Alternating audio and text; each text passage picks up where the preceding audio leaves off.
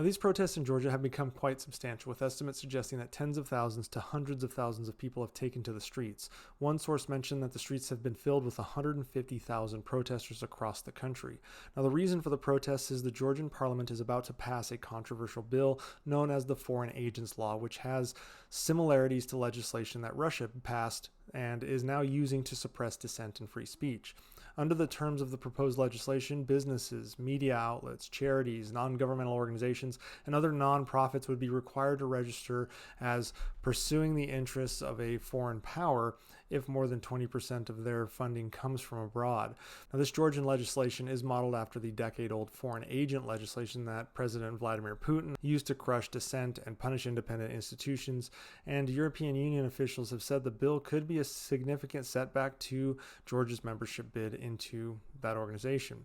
Georgians are protesting against the bill for several reasons. Firstly, they see it as a threat to their country's democratic values and aspirations for closer integration with the West. Secondly, the legislation is viewed as a tool for the ruling party, who is influenced by Russia, to target and suppress opposition, civil society, and independent media ahead of the October parliamentary elections. Now, if this passed, the government would essentially be able to say that any organization is a foreign agent and punish them as they see fit. Now, the demonstrations have been met with harsh responses from the authorities, including the use of tear gas, water cannons, and rubber bullets. The European Union, which has previously granted Georgia candidate status for membership, condemned the crackdown on protesters and respect the right of peaceful assembly. The Georgian president also criticized the government's actions, calling the use of force against protesters, quote, unwarranted, unprovoked, and out of proportion. Now, you may ask, why can't the president stop the police brutality? She is the president, right? Well, unlike in the U.S., in Georgia, the president has limited powers and is primarily ceremonial in nature, which restricts her ability to directly control or stop the police from cracking down on protesters. In Georgia, the president's role is mainly to represent the country internationally and to act as a symbol of national unity.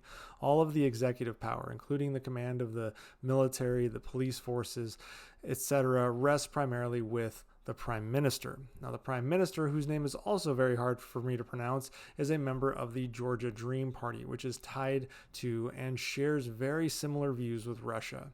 Protesters were encouraged to gather around the Parliament building and stay overnight so that their presence could be felt as Parliament convenes as early as May 13th for discussions on the bill.